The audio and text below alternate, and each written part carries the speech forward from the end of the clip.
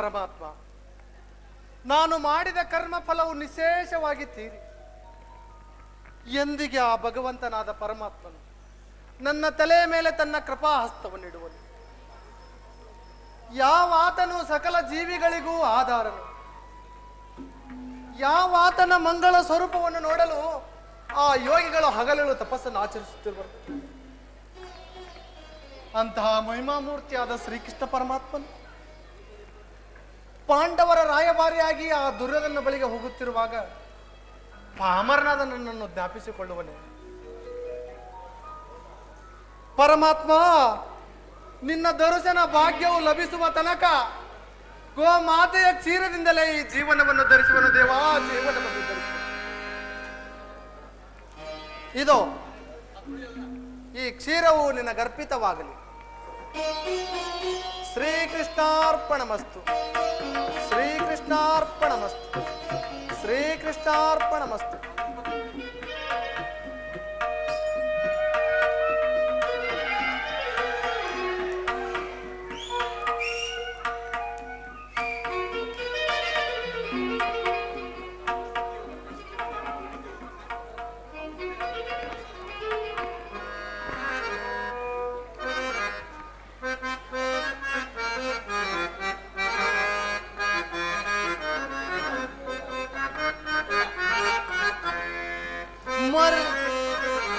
ಮೊರ ಕೇಳಿನಿ ಬಾರೆಯ ಮುರಾರಿ ಭಕ್ತನ ಮೊರೆಯಾಲಿಸಿ ಶೌರಿ. ಮೊರ ಕೇಳಿನಿ ಬಾರೆಯ ಭಕ್ತನ ಮೊರೆಯಾಲಿಸಿ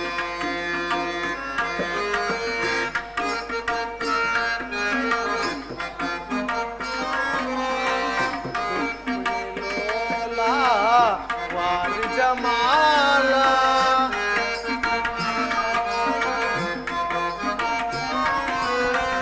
ರುಕ್ಮಿಣಿ ಲೋಲ ವಾರ ಜಮಾಲ ವರಗುಣಶೀಲ ವಸುದೇವ ಬಾಲ.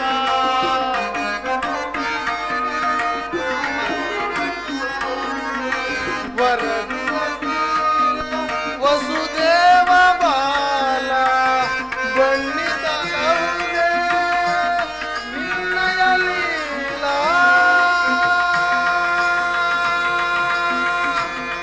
ಕೃಷ್ಣ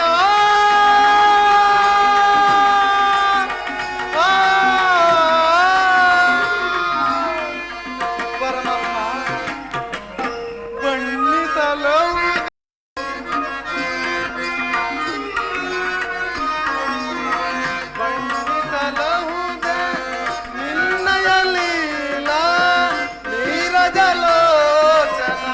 ದರ್ಶನ ತಾರ ನೀರಜಲೋಚನ ದರ್ಶನ ತಾರ ಮರ ಕೇಳಿ ನೀ ಬಾರೆಯ ಮುರಾರಿ ಭಕ್ತನ ಮೊರೆಯಾಲಿಸಿ ಶೌರಿ. ಮೊರ ಕೇಳಿ ನೀ ಬಾರೆಯ ಮೊರ ಕೇಳಿ ನೀ ಬಾರೆಯ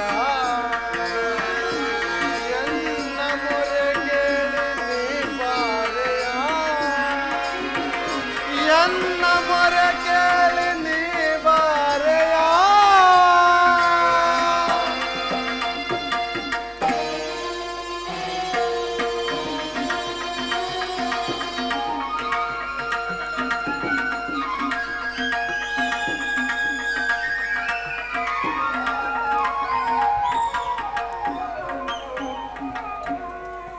ಭಕ್ತ ಶಿರೋಮಣಿ ವಿದುರ, ಕುಶಲವೇ? ಪರಮಾತ್ಮ, ಧನ್ಯನಾದೆಯ ದೇವ, ಧನ್ಯನಾದೆಯ.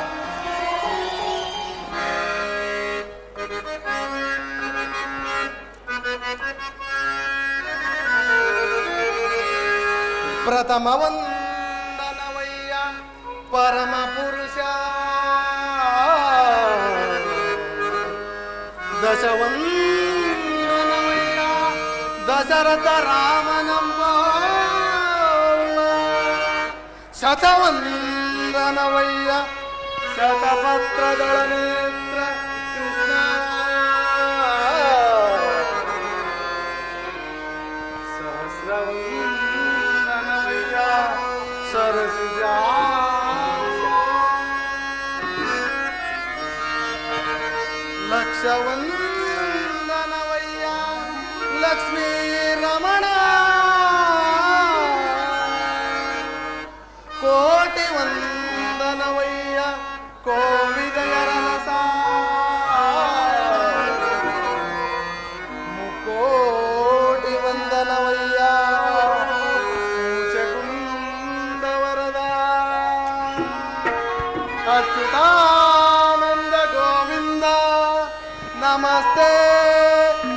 ನಮಸ್ತೆ ನಮಃ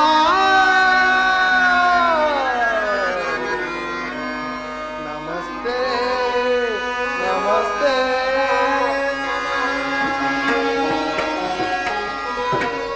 ಪರಮಾತ್ಮ ವಿದುರ, ಬೆಳಗಿದೆಯ ಮನ ಮಂದಿರದೇ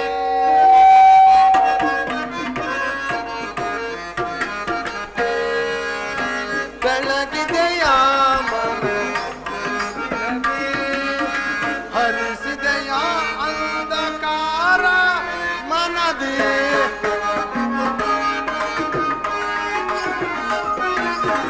ಹರಿಸಿದೆಯ ಅಂಧಕಾರ ಮನದೇ ಬೆಳಗಿದೆಯ ಮಂದಿರದೇ ದೇವ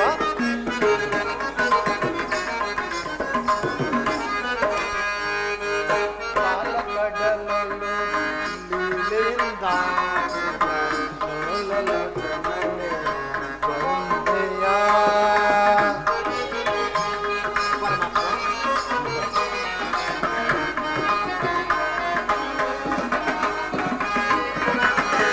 ಪಾಲಕಡಲಲ್ಲಿ ಲೀಲೆಯಿಂದ ಲೋಲಲೋಚನನೆ ಗೊಂಬೆಯ. ಕಡುಸಿಲೆಯಾದಾಯಿ ಜಡನ ಕಡೆದು ಹರಿಯೇ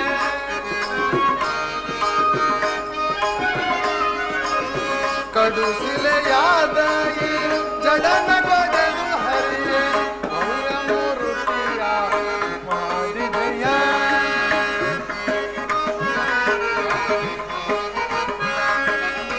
ಭವ್ಯ ಮೂರ್ತಿಯ ಮಾಡಿದೆಯ ತರಳ ಮೊರೆ ಕೇಳಿ ಬರುವ ಹಿರಣ್ಣನ ಕರುಣ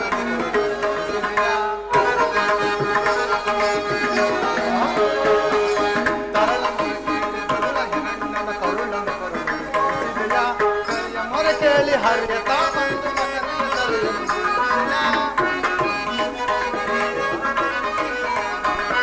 ಕರಿಯ ಮೊರೆ ಕೇಳಿ ಹರಿಯತ ಬಂದು ಮಕರೆಯ ಸರಿಯ ಹರಿಯ ಅನಂತ ಗುಣ ರೂಪನೇ ನಿನ್ನ ಚರಣವನ್ನು ಮನದೊಳಗೆ ಬದುಕು. ನಮೋ ನಾರಾಯಣ ಓಂ ನಮೋ ನಾರಾಯಣ ಓಂ ನಮೋ ನಾರಾಯಣ.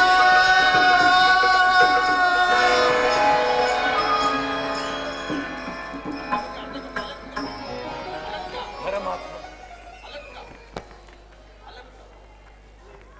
ಪರಮಾತ್ಮ ಇಂದಿಗೆ ಈ ದೀನನ ಮೇಲೆ ದಯ ತೋರಿ ದರ್ಶನವಿತ್ತೆಯ ತಂದೆ. ನಿನ್ನ ದರ್ಶನ ಭಾಗ್ಯದಿಂದ ಈ ನನ್ನ ಜನ್ಮವು ಸಾರ್ಥಕವಾಯಿತು ದೇವ, ಸಾರ್ಥಕ. ಅಲ್ಲದೆ ಈ ನನ್ನ ಕುಟೀರವು ಪಾವನವಾಯಿತು ದೇವ. ವಿದುರ, ನಿನ್ನ ಕೊಂಡಾಟವು ಆಗಿರಲಿ. ನಾನು ಮಾರ್ಗಾಯಾಸದಿಂದ ಬಹಳ ಬಳಲಿ ಹಸಿವಿನಿಂದ ಬಂದಿರುವೆನು. ಏನಾದರೂ ಆಹಾರವಿದ್ದರೆ ಕೊಡಿಸುವುದಿಲ್ಲ ದೇವ. ಸಕಲ ಲೋಕಗಳನ್ನೂ ನಿಮ್ಮ ಉದರದಲ್ಲಿ ಅಡಗಿಸಿಟ್ಟುಕೊಂಡು ಸಕಲ ಚರಾಚರ ಪ್ರಪಂಚವನ್ನು ಪರಿಪಾಲಿಸುತ್ತಿರುವ ನಿಮಗೆ ನಿಮ್ಮ ಅಣುಸ್ವರೂಪಿಯಾದ ನಾನು ಏನು ತಾನು ಕೊಡಲು ಸಾಧ್ಯ ದೇವ? ಅಲ್ಲದೆ ನನ್ನನ್ನು ಪರೀಕ್ಷಿಸುತ್ತಿರುವೆಯಾ ದೇವ? ವಿದುರ, ನಾನಿಂದು ಕಾರ್ಯಾರ್ಥವಾಗಿ ಆ ದುರ್ಯೋಧನನ ರಾಜಸಭೆಗೆ ಹೊರಟಿದ್ದೆ. ಆದರೆ ಮಾರ್ಗ ಮಧ್ಯೆ ನಿನ್ನ ಭಕ್ತಿ ಎಂಬ ಪಾಶವು ಅಡ್ಡಲಾಗಿ ಬಂದು ನನ್ನನ್ನು ಇಲ್ಲಿಯವರೆಗೂ ಸೆಳೆಯುತ್ತಿತ್ತು. ವಿದುರ, ನೀನೇನು ಸಾಮಾನ್ಯನೇ?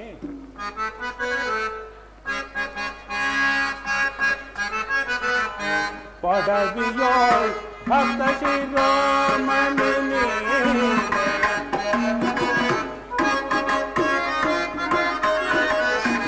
ಪಡವಿಯೋಳ್ ಭಕ್ತ ಶಿರೋಮಣಿ ಬಲ್ಲೆ ನಿನ್ನಯ ಮನವ ಬಿಡು ಬಿಡು ಬಲ್ಲೆ ನಿನ್ನಯ ಮನವ.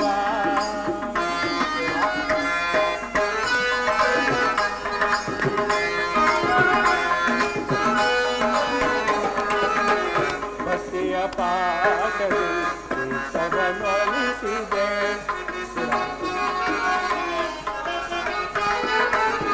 ಭಕ್ತಿಯ ಪಾಕದಿ ಸವನೊಲಿಸಿದೆ ಎತ್ತಪೋಗಲಿ ಮನ ಈಸಲೆ ಬರ್ಕುದು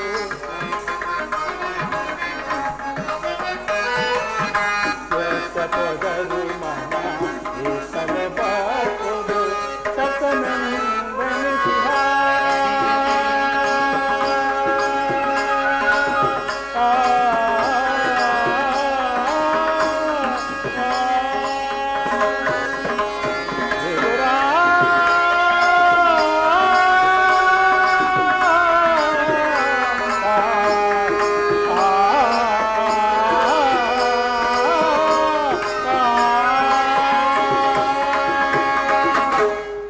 ಸಕನೆಂದೆನಿಸಿಹ ಮತ್ತ ಸುಯೋಧನ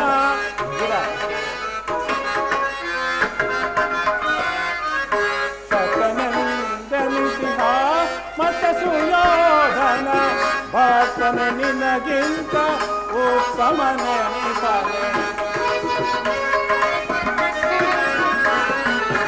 ಭಕ್ತನ ನಿನಗಿಂತ ಉತ್ತಮನೆನಿಸನೆ ಅಲ್ಲೇ ನಿಂದಯ ಬಲವ ಬೇಡು ಬೇಡು ಬಲ್ಲೆ ನಿಂದಯ ಬಲವ ವಿದುರ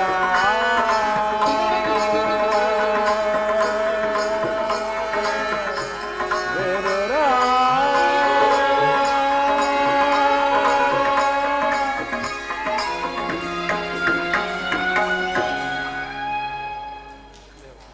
ವಿದುರ ಸತತವು ನನ್ನನ್ನೇ ಧ್ಯಾನಿಸುತ್ತ ಪ್ರಪಂಚದ ಸಕಲ ಭೋಗ ಭಾಗ್ಯಗಳನ್ನೆಲ್ಲ ತ್ಯಾಗ ಮಾಡಿ ಈ ಬಡ ಕುಟೀರದಲ್ಲಿಯೇ ವಾಸ ಮಾಡಿಕೊಂಡು ಕೇವಲ ಗೋಮಾತೆಯ ಕ್ಷೀರದಿಂದಲೇ ಜೀವಿಸುತ್ತಿರುವ ನಿನ್ನ ಭಕ್ತಿಯನ್ನು ನಾನರಿಯನೇ ವಿದುರ. ಅದು ಹಾಗಿರಲಿ, ಮೊದಲು ಏನಾದರೂ ಆಹಾರವಿದ್ದರೆ ಕೊಡು ವಿದುರ. ದೇವ, ಸದಾ ಕಾಲವು ನಿಮ್ಮ ಧ್ಯಾನದಲ್ಲಿ ನಿರತನಾಗಿರಬಲ್ಲದೆ, ಗೋಮಾತೆಯ ಕ್ಷೀರವಲ್ಲದೆ ಬೇರೆನೇ ಇಲ್ಲವಲ್ಲ ದೇವ. ಏನು ಗೋಮಾತೆಯ ಕ್ಷೀರವೇ? ಹೌದು ದೇವ. ಕ್ಷೀರವು ನನಗಿಷ್ಟವಾದ ಆಹಾರವಲ್ಲವೇ ವಿದುರ? ಹಿಂದೆ ಭಕ್ತ ಕುಚೇಲನ್ನು ತಂದು ಕೊಟ್ಟಿದ್ದ ಒಂದು ಹಿಡಿ ಅವಲಕ್ಕಿ ಸಾರು ಈಗಲೂ ಸವಿದಂತೆಯೇ ಇರುವುದು. ಹಿಂದೆ ರಾಮಾವತಾರದಲ್ಲಿ ಭಕ್ತಳಾದ ಶಬರಿಯು ಕಚ್ಚಿ ತಿಂದು ನೋಡಿ ಆರಿಸಿಟ್ಟಿದ್ದ ಹಣ್ಣಿನ ರುಚಿಯಂತೂ ಅಬ್ಬಾ ಈಗಲೂ ಸವಿದಂತೆಯೇ ಭಾಸವಾಗುತ್ತಿರುವುದು ವಿದುರ. ಆದರೆ ನಿನ್ನಲ್ಲಿರುವ ಕ್ಷೀರವು ಅವೆಲ್ಲವಕ್ಕಿಂತಲೂ ಶ್ರೇಷ್ಠವಾದುದು. ಎಲ್ಲಿ ಆ ಕ್ಷೀರವನ್ನು ತೆಗೆದುಕೊಂಡು ಬಾ ವಿದುರ. ಆಗಬಹುದು ದೇವ. ವಿದುರ, ಏನಾಯಿತು? ಏಕೆ ತವಕ ಪಡುತ್ತಿರುವೆ? ದೇವ, ಏನೆಂದು ಹೇಳಲಿ ದೇವ? ಇದ್ದ ಕ್ಷೀರವನ್ನೆಲ್ಲ ಈಗ ತಾನೇ ನಿಮಗೆ ಅರ್ಪಿಸಿ ನಾನೇ ಪಾನ ಮಾಡಿಬಿಟ್ಟೆನಲ್ಲ ದೇವ. ಏನು, ಆ ಕ್ಷೀರವನ್ನು ನನಗರ್ಪಿಸಿದೆಯಾ? ಆ ಕ್ಷೀರವು ನನಗರ್ಪಿತವಾಯಿತೆಂದ ಮೇಲೆ ಆ ಪಾತ್ರೆಯ ತಳಭಾಗದಲ್ಲಿ ಸ್ವಲ್ಪವಾದರೂ ಕ್ಷೀರ ಉಳಿದಿರಲೇಬೇಕಲ್ವೇ ವಿದುರ? ಎಲ್ಲಿ ಆ ಪಾತ್ರೆಯನ್ನು ತೆಗೆದುಕೊಂಡು ಬಾ. ನಂಬದೇ ಸಂದೇಹ ಪಟ್ಟೆಯ ತಂದೆ.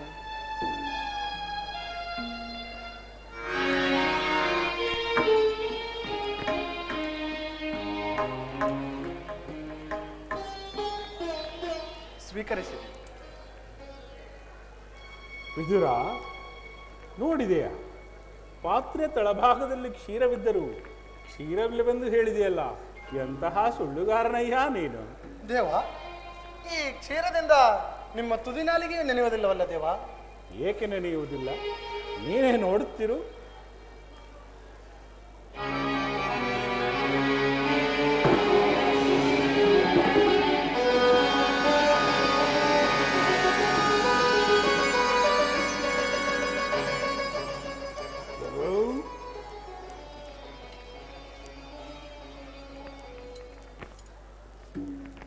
ವಿದುರ, ದೇವ, ಮನದಲ್ಲಿ ಭಕ್ತಿ ಎಂಬ ಕ್ಷೀರವ ಸಾಗರವನ್ನೇ ತುಂಬಿಟ್ಟುಕೊಂಡು ಮನೆಯಲ್ಲಿ ಕ್ಷೀರವಿಲ್ಲವೆಂದು ಹೇಳುತ್ತಿರುವೆಯ?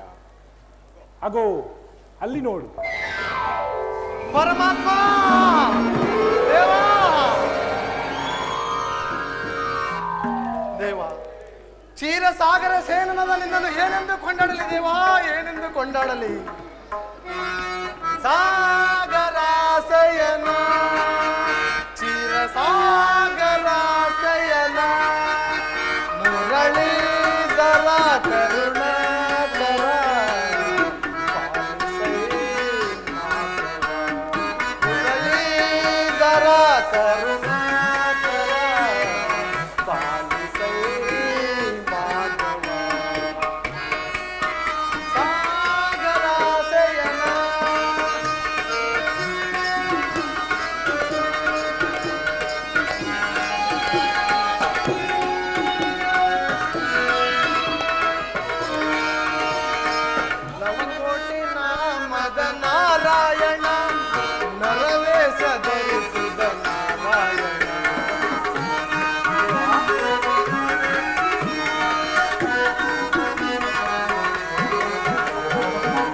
ಕೋಟಿ ನಾಮದ ನಾರಾಯಣ ನರವೇಶ ಧರಿಸಿದ ನಾರಾಯಣ ಬಣ್ಣಿಸಬಹುದೇ ನಿನ್ನಯ ನಾಮವ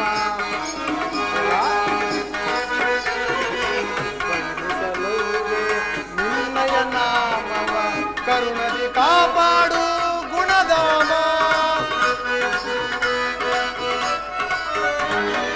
ಕರುಣದಿ ಕಾಪಾಡು ಗುಣಧಾಮ ಸಾಗರ ಶಯನ ಚಿರಸಾಗರ ಶಯನ ಮುರಳೀಧರ ಕರುಣಾಕರ ಪಾಲಿಸೈ ಮಾತರ. ಮುರಳೀಧರ ಕರುಣಾಕರ ಪಾಲಿಸೈ ಮಾತರ. ಸಾಗರ ಶಯನ ಚಿರಸಾಗರ ಶಯನ.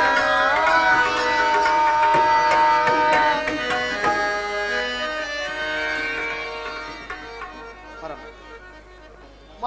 ಮಹಾಮಂಗಲ ಮೂರ್ತಿಯಾದ ನಿನ್ನ ಮಹಿಮೆಯನ್ನು ಪಾಮರನಾದ ನನ್ನಿಂದ ಅರಿಯಲು ಸಾಧ್ಯವಿಲ್ಲ. ನಿನ್ನನ್ನು ಮಗನನ್ನಾಗಿ ಪಡೆದ ಆ ವಸುದೇವ ದೇವಕಿಯರಲ್ಲವೇ ಧನ್ಯರು.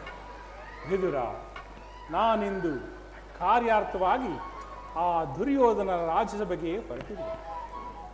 ಹಾಗೆಯೇ ನನ್ನ ಸೋದರತ್ತೆಯಾದ ಕುಂತಿದೇವಿಯೊಡನೆ ಕೆಲವು ರಹಸ್ಯವಾದ ವಿಚಾರಗಳನ್ನು ಮಾತನಾಡಿಕೊಂಡು ನಂತರ ಅಲ್ಲಿಗೆ ಬರುವೆನು. ವಿದುರ, ಅಲ್ಲಿ ಒಂದು ವಿಚಿತ್ರ ಪ್ರಸಂಗವು ಜರುಗಲಿರುವುದು. ನೀನೂ ನೋಡುವಿಯಂತೆ. ಅಲ್ಲಿಗೆ ಧನುರ್ಧಾರಿಯಾಗಿ ಬಾ ವಿದುರ. ದೇವ, ಪಾಂಡವರಿಗೆ ದೂತತ್ವವನ್ನು ವಹಿಸಿ ಭಕ್ತ ರಕ್ಷಕ ಎಂಬ ಬಿರುದನ್ನು ಸಾರ್ಥಕಪಡಿಸಿಕೊಟ್ಟಿದ್ದೇವ, ಸಾರ್ಥಕಪಡಿಸಿ.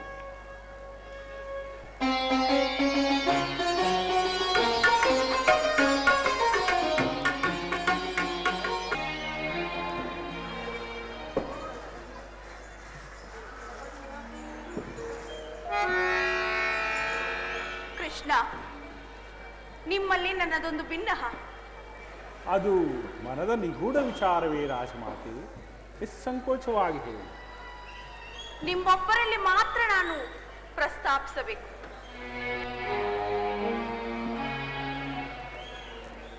ಕೃಷ್ಣ, ಇಂದೇಕೋ ಗತಕಾಲದ ಕನಸುಗಳೇ ನನ್ನ ಕಣ್ಮುಂದೆ ಬಂದು ಹಾದು ಹೋಗುತ್ತಿರುವುದು. ಅಂದು ಲೋಕ ಅಪವಾದಕ್ಕೆ ಹೆದರಿ ನನ್ನ ಕರುಳಿನ ಕುಡಿಯನ್ನು ದೂರಪಡಿಸಿದ ಪ್ರಸಂಗವೇ ನನ್ನ ಕಣ್ಮುಂದೆ ಬಂದಂತಾಗಿದೆ.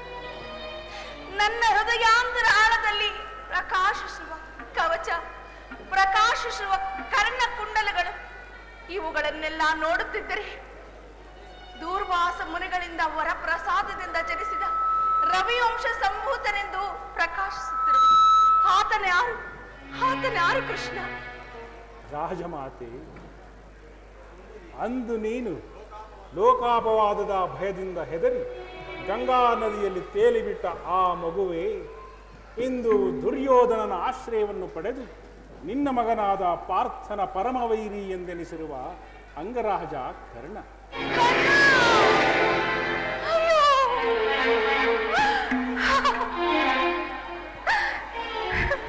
ಅಂದು ನಿನ್ನ ದುಡುಕಿನಿಂದಾದ ಆ ಕೃತ್ಯ ಆತನಿಗೆ ಅಭಿಶಾಪವಾಗಿ ಬಾಧಿಸುತ್ತಿದೆ ಕುಲಹೀನನೆಂಬ ಪಟ್ಟ.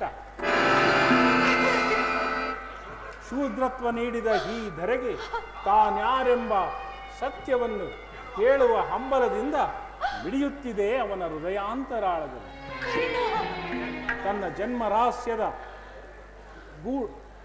ಜನ್ಮರಹಸ್ಯವು ಭೂತವಾಗಿ ಮನದ ಗೂಡನ್ನೇ ಕಲಕಿ ಚಿಂತೆಯ ಸಾಗರದಲ್ಲಿ ಮುಳುಗಿ ಜರಿಯುವವರ ಉರಿನಾಲಿಗೆಯಿಂದ ನೀಚ, ಶೂತ, ಹೀನ ಎಂಬ ಕಠೋರ ನುಡಿಗಳನ್ನು ಪ್ರತಿನಿತ್ಯವೂ ಕೇಳಿ ಸಿಡಿಲೊಡೆದು ಬೋರ್ಗರವ ಕಡಲಂತಾಗಿದೆ ಆ ನತದೃಷ್ಟ ಜೀವ.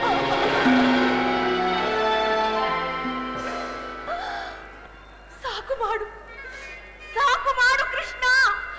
ಕರ್ಣನ ಭೀಷಣ ದುರಂತವನ್ನು ನಾನು ಕೇಳಲಾರೆ ಕೃಷ್ಣ, ನಾನು ಕೇಳಲಾರೆ. ಕಾಡಿನ ಮೃಗಗಳಿಗಿಂತ ಕಡೆಯ ಆಗಿ ಹೋಯಿತೆ ಈ ಮಾತೃ. ಅಯ್ಯೋ, ಅಂದು ಆ ಘೋರ ಕೃತ್ಯವು ನಾನು ಮಾಡಿದುದಕ್ಕೆ ಇಂದು ಈ ಸೃಷ್ಟಿಯೇ ನೋಡಿ ನಗುವಂತಾಗಿದೆ ಕೃಷ್ಣ, ನಗುವಂತಾಗಿದೆ. ರಾಜರಿಗೆ ಅಗ್ರಜನಾಗಿ ಅರಸನಾಗಿ ಆಜ್ಞಾಪಿಸುವ ರಾಜ್ಯವನ್ನು ಆಳಬೇಕಾಗಿದ್ದವನು ಈಗ ಅನುಜನಿಗೆ ವೈರಿಯಾಗಿ ಬಿಟ್ಟನೆ. ಕೃಷ್ಣ, ಎಂತಹ ಪ್ರಸಂಗವಿದು! ದೈವವೇ, ಈ ದುರಂತ ದುಮ್ಮಾನಗಳನ್ನು ಅನುಭವಿಸಲೇಬೇಕೆಂದು ದೂರ್ವಾಸ ಮುನಿಗಳು ಇಂತಹ ಅಪರಾಧವನ್ನು ಪ್ರಕಾಶಿಸುತ್ತಿರುವರೆ ಪ್ರಸಾದಿಸಿದರೆ. ಕೃಷ್ಣ, ರಾಜಮಾತೆ, ಇದು ಕಾಲ ನಿರ್ಣಯ. ವಿರೋಧಿಸುವ ಶಕ್ತಿ ಯಾರಿಗೂ ಇಲ್ಲ. ಗತಕಾಲದ ಸ್ಮರಣೆಯಿಂದ ಯಾವ ಪ್ರಯೋಜನವೂ ಇಲ್ಲ. ಮುಂದೆ ಘಟಿಸಲಿರುವ ಭೀಷಣ ದುರಂತವನ್ನು ತಡೆಯೊಡ್ಡಲು ಮನ ಮಾಡುವುದಷ್ಟೇ ನಮ್ಮೆಲ್ಲರ ಕರ್ತವ್ಯ. ಕುರು ಪಾಂಡವರ ಮಹಾಸಂಗ್ರಾಮದ ಛಾಯೆ ಕಾರ್ಮೋಡದಂತೆ ಆವರಿಸುತ್ತಾ ಬರುತ್ತಿದೆ. ಕುರು ಪಾಂಡವರ 18 ಅಕ್ಷೋಹಿಣಿ ಸೈನ್ಯದ ಬಲಾಬಲಗಳ ಪರೀಕ್ಷೆಯನ್ನು ನಿರ್ಣಯಿಸುವ ಕಾಲ ಸಮೀಪಿಸುತ್ತಿದೆ. ಕುರುಕ್ಷೇತ್ರ ರಣರಂಗದಲ್ಲಿ ಕರ್ಣನು ಪಾರ್ಥನ ಶಿರಶ್ಛೇದನ ಮಾಡಲು ಸಜ್ಜಾಗುತ್ತಿದ್ದಾನೆ. ಒಂದು ವೇಳೆ ಆತನ ಬತ್ತಳಿಕೆಯಲ್ಲಿರುವ ಸರ್ಪಾಸ್ತ್ರವು ಭೀಷಣ ಧೂಮಕೇತುವಿನಂತೆ ವಿಜೃಂಭಿಸಿದ್ದೇ ಆದರೆ ಪಾರ್ಥನ ಶಿರಶ್ಛೇದನ ಖಂಡಿತ. ಇದನ್ನು ತಪ್ಪಿಸಬೇಕಾದರೆ ಮಾತೃವಾತ್ಸಲ್ಯದಿಂದ ವಂಚಿತನಾದ ಆ ಕರ್ಣನನ್ನು ಕಂಡು ನಿನ್ನತ್ತ ಸೆಳೆ, ಅಕ್ಕರೆಯ ಮಾತುಗಳಿಂದ ನಿನ್ನತ್ತ ಸೆಳೆ. ಆತನು ಪಾಂಡವರೊಡನೆ ಕೂಡಿ ಬಾಳುವಂತೆಯೂ ತಿಳಿಸು. ಅದಕ್ಕೆ ಆತನು ಸಮ್ಮತಿಸದಿದ್ದರೆ ಯುದ್ಧದಲ್ಲಿ ಪಾಂಡವರನ್ನು ಉಳಿಸುವಂತೆಯೂ ತೊಟ್ಟ ಬಾಣವನ್ನು ಪುನಃ ತೊಡದಂತೆಯೂ ಅಭಯವನ್ನು ಕೊಡು. ಭೇದಗಳಿಂದ ಸಾಧಿಸಲಾಗದ ಕಾರ್ಯಗಳನ್ನು ಭೇದೋಪಾಯದಿಂದಲೇ ಸಾಧಿಸಬೇಕು. ಆತನ ಮನಪರಿವರ್ತನೆ ಮಾಡು.